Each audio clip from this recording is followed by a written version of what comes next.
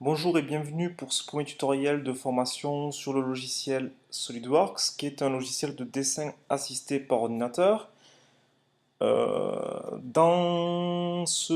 Cette première partie, nous allons prendre en main l'interface et expliquer le fonctionnement d'un modeleur volumique par l'intermédiaire d'une pièce simple, dont je vous montre ici le modèle de suite, qui est un cube percé en fait sur ses deux faces. Un cube de 50 mm de côté, dont deux faces ont été percées avec des trous, des perçages débouchants de diamètre 20 mm.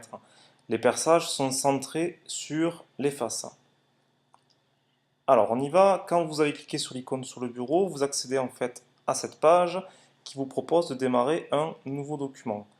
Nous pour aujourd'hui, on s'intéresse à la conception de pièces. Vous avez les pièces, c'est le premier niveau. Vous avez les assemblages de pièces et vous avez les mises en plan. Les mises en plan permettent en fait de générer des fichiers imprimables, comme celui-là par exemple, hein, avec des cotes, etc. Alors on y va, pièce, c'est déjà cliqué, et on fait OK. Voici l'interface basique du logiciel. Dans le mode pièce, vous avez ici trois grandes parties qui sont, à mon sens, par ordre d'importance, l'arbre de conception que vous avez ici. Voilà. Donc là, on va y revenir tout à l'heure, mais l'arbre de conception conserve et montre tous les éléments que vous avez générés pour faire votre pièce. Vous avez la fenêtre de visualisation graphique, votre pièce sera affichée tout à l'heure, en trois dimensions, et vous avez le menu. Vous avez un menu ici qui est découpé en onglets en fait, hein. Vous avez un onglet fonction, esquisse, évaluer, un autre qui sert à rien, on y reviendra un petit peu plus tard. Un autre qui sert à rien dans ce tutoriel en fait, hein. Alors, on y va. Donc, comment fonctionne un modeleur volumique? Un modeleur volumique, c'est un logiciel qui permet de faire du dessin en trois dimensions. Sauf qu'on a du mal à dessiner directement en trois dimensions. On part toujours en fait de ce qu'on appelle une esquisse, qui sera en deux dimensions, qu'on va en fait étirer. On va dessiner ici par exemple un carré de 50 mm de côté. Attends, on va plutôt partir sur le haut, hein, c'est déjà à côté. Un carré de 50 mm de côté, voilà, qu'on va étirer sur 50 mm. Et là, j'aurai un cube de 50 mm d'arête. On peut ajouter de la matière et on peut aussi de la même façon enlever. On peut dessiner un cercle et étirer en fait un vide qui s'étend sur toute la pièce. On appelle ça en fait l'extrusion et l'enlèvement de matière par extrusion. Donc on commence de suite par la première esquisse. Donc là il s'agit de dessiner en fait le premier carré de 50 mm de côté. Alors, pour dessiner, même vous sur votre feuille, sur votre table en fait, hein, vous avez besoin d'un plan, ce qu'on appelle un plan d'esquisse. Le plan d'esquisse en fait c'est la base sur laquelle sera dessinée votre esquisse. Alors des plans, vous en avez ici là, pour la pièce, hein. Vous en avez trois, vous avez le plan de face, le plan de dessus et le plan de droite. Alors au passage, j'en profite hein, pour vous montrer un petit peu les outils de visualisation que le logiciel propose. Première étape, en fait, vous appuyez sur CTRL et vous laissez appuyer sur CTRL, vous sélectionnez les trois plans. En fait, CTRL vous permet de faire une sélection multiple.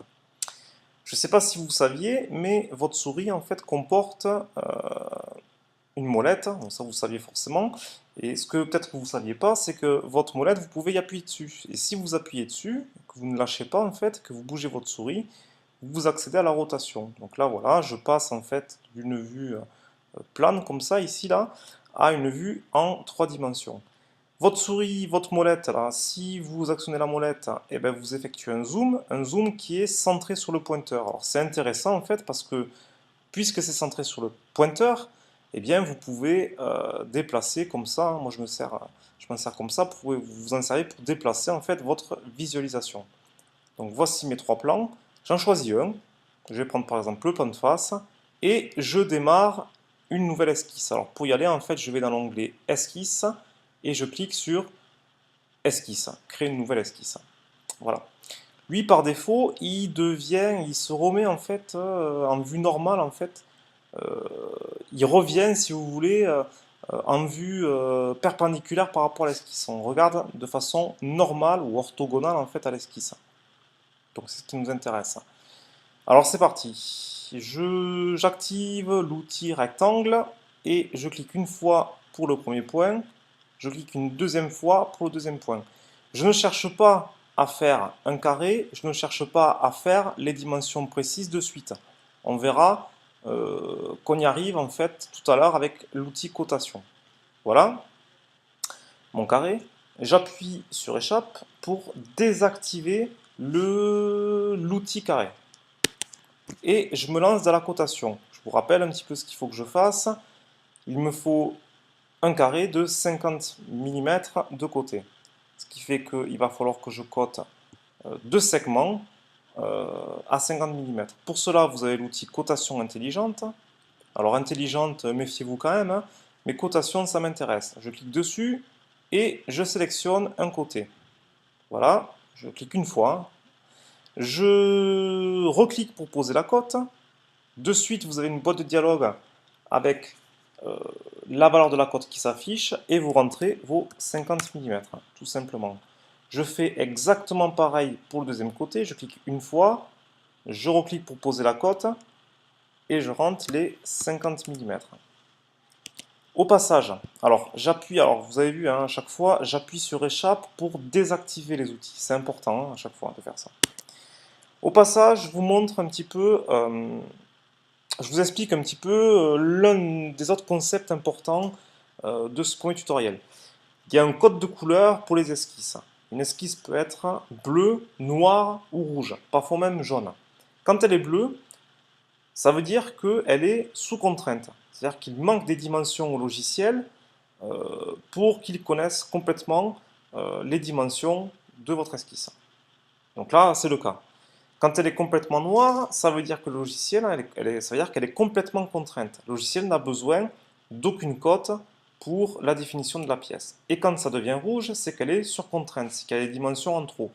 Alors, ici, ce qu'il manque en fait, c'est la position par rapport à l'origine. Deux façons de faire, soit je peux venir coter l'un des segments par rapport à l'origine, donc je la refais là, parce que je suis allé un petit peu vite. Je clique sur cotation, je clique sur un premier côté, je clique sur le deuxième élément avec lequel j'ai envie de faire une cote, c'est l'origine ici, et je pose ma cote.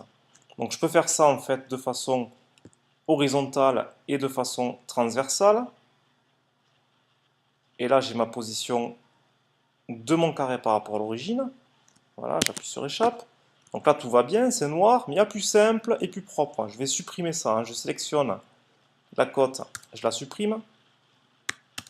Et je sélectionne l'un des points et je l'amène sur l'origine. Alors comment je sais que je suis sur l'origine? Eh bien, c'est parce que j'ai cette petite, je ne sais pas si vous arrivez à voir ça, cette petite icône jaune qui apparaît, qui veut dire coïncidence des points. Et là, ça fait exactement la même chose que tout à l'heure, sauf que c'est plus propre et plus simple. Voici ma première esquisse, donc je peux zoomer dessus, je peux même la mettre en 3D si je veux. Je peux même revenir par l'intermédiaire de cette icône ici. Je vais cliquer sur le petit triangle noir et je peux me mettre en vue normale, c'est-à-dire en vue perpendiculaire à l'esquisse. Voilà, donc je reviens en 3 dimensions. Et là, il me faudrait faire en fait, maintenant que j'ai ce carré, il me faudrait l'extruder sur 50 mm. Pour cela, je vais utiliser en fait l'onglet des fonctions. Et dans l'onglet des fonctions, j'ai accès à base bossage extrudé, ce qui veut dire créer de la matière en extrudant une esquisse. Je clique dessus. Voilà. Par défaut, il me fait une extrusion de 10 mm en fait. Hein. Il m'étire, si vous voulez, mon esquisse sur la valeur dont je spécifie. Alors vous pouvez spécifier avec cette petite flèche en inversant la direction, ici, là. Ou vous pouvez carrément rentrer votre cote, c'est ce qu'on va faire ici, 50 mm, directement. Alors on peut inverser la direction ici, voilà. D'autres options qu'on verra peut-être plus tard dans un autre tutoriel ici, mais on peut dire par exemple qu'on est par rapport au plan milieu. Le plan milieu, ça veut dire en fait que les 50 mm sont distribués de part et d'autre de votre esquisse. Nous, on va rester simple, hein, borgne, la direction par défaut, 50 mm. on est bon, on valide. Voici votre première fonction qui nous a permis de générer un cube de 50 mm de côté. Je vous rappelle que notre pièce d'exemple est percée sur ces deux faces. Deux faces sont percées par des perçages de 20 mm débouchants, 20 mm de diamètre. Alors ça marche de la même façon, hein. C'est-à-dire qu'en fait, pour faire ces perçages, il me faut faire une esquisse et ensuite enlever la matière par extrusion. Voilà. Pour faire une esquisse, il me faut un plan d'esquisse et des plans, vous en avez ici, voilà. Ou alors carrément les plans de la pièce. Voilà, des plans, j'en ai autant que je veux là. Alors si je reprends en fait, hein, si je me mets dans une vue par exemple ici isométrique, voilà, ici, je vais devoir percer cette face-là.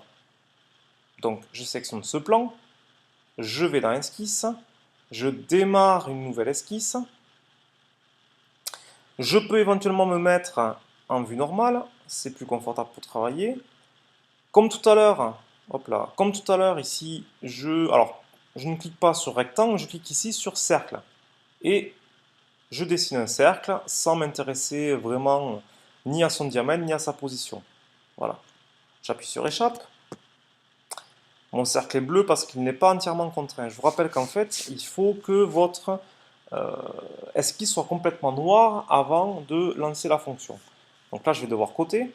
Je cote intelligemment, hein. Je donne un diamètre. Ici, c'est 20 mm. Et je positionne mon centre de cercle de façon égale par rapport au côté. Alors en fait, c'est pas indiqué ici, mais puisque j'ai 50 mm de côté, forcément mon centre sera situé à 25 mm de l'un des côtés supérieur ou inférieur. Donc pour cela, je sélectionne le centre, je clique une fois dessus, je clique une fois sur le côté supérieur ou inférieur, peu importe, je pose ma cote et j'indique 25 mm. Voilà pour la cote verticale, voici pour la cote horizontale, la même façon, 25 mm. On est complètement noir, ce qui veut dire qu'on est complètement contraint, tout va bien. On ne peut pas rajouter de cote supplémentaire là en fait. C'est l'histoire que je vous racontais tout à l'heure.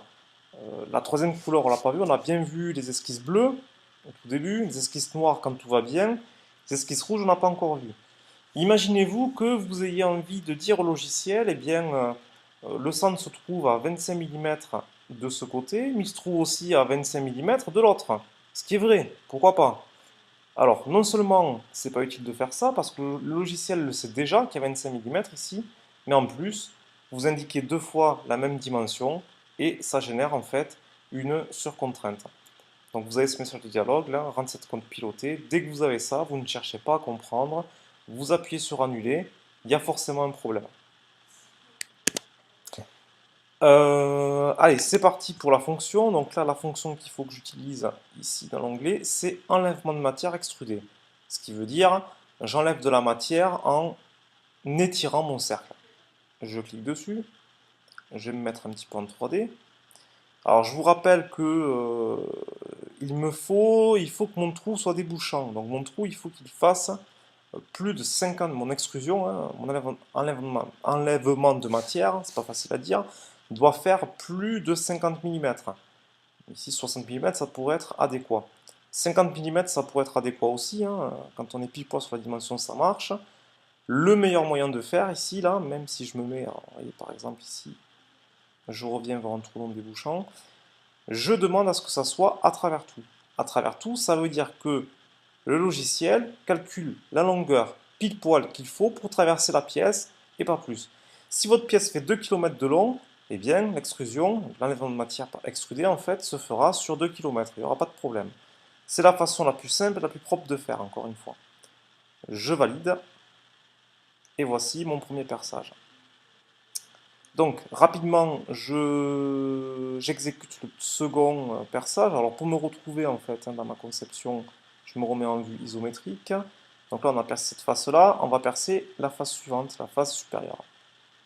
je clique sur le plan, je demande à faire une nouvelle esquisse, je me mets en vue normale, voilà, je crée un cercle, ce cercle, je le cote, 20 mm de diamètre, il se situe à 25 mm du côté supérieur, et il se situe à 25 mm du côté gauche par exemple. On est noir, tout va bien, fonction enlèvement de matière, voilà, toujours mettre en 3D pour voir ce qui se passe, hein. À travers tout, il n'avait pas compris, et je valide. Nous voici donc avec un cube percé sur deux faces, et ça ressemble bien à ce qu'on a ici. La dernière partie de ce tutoriel, en fait, ce dont je voulais aborder aujourd'hui, c'était la modification de votre pièce. En fait, l'un des avantages d'utiliser un logiciel de DAO, c'est de pouvoir modifier votre pièce complètement. Et c'est très très facile, vous allez le voir, de faire ça. Donc pour cela, je veux par exemple, je veux pas que mon cube fasse 50 mm d'arête, je veux qu'il fasse 100 mm d'arête. Rien de plus simple, en fait, il faut que j'agisse sur l'esquisse. Donc là, je développe l'esquisse en fait de la fonction. Alors, j'en ai pas parlé là, donc j'en parle, j'en profite maintenant. Votre arbre de construction ici contient les différentes fonctions que vous avez exécutées. Ici, vous avez le bossage initial, votre cube plein, le premier perçage, le second perçage. Voilà. Donc là, si je veux agir sur les dimensions du cube, il faut que j'agisse sur mon cube plein et sur l'esquisse qui a permis de faire mon cube plein. Donc, cette esquisse, je la sélectionne, je fais un clic droit dessus, et je vais sur la petite icône éditer l'esquisse. Voilà. Ici, je peux me mettre en vue normale, hein. Je change la dimension pour 100 mm, une fois, et deux fois. Je clique ici sur cette icône-là qui permet de quitter l'esquisse en prenant les modifications en compte, et le logiciel me met la pièce à jour. Alors bien sûr, en fait, hein, ici, eh bien, les perçages ne sont plus centrés. Il y a quand même un autre problème plus grave, c'est qu'on n'a plus un cube là. En fait, on a ici un parallélépipède rectangle, puisqu'on n'a pas encore modifié la troisième dimension. On a modifié l'esquisse, 100 par 100 mm. On n'a pas modifié la profondeur d'extrusion. Alors pour cela, rien de plus simple, hein, je vais faire un clic droit sur la fonction, et je vais faire éditer la fonction. Et je vais augmenter jusqu'à 100 mm. Je valide, et on a ici un cube de 100 mm. Alors au passage, hein, puisque tout à l'heure en fait on avait dit, je ne sais pas si vous vous rappelez, on avait dit comme profondeur d'extrusion pour les enlèvements de matière, on avait dit à travers tout. Et puisque le logiciel calcule la longueur pile poil qu'il faudrait pour traverser la pièce, quelle que soit sa longueur, si la longueur évolue, la profondeur du perçage évolue aussi. Donc ça, c'est l'un des avantages de vous faire utiliser ce mode à travers tout dont on a vu tout à l'heure, dont on a parlé tout à l'heure.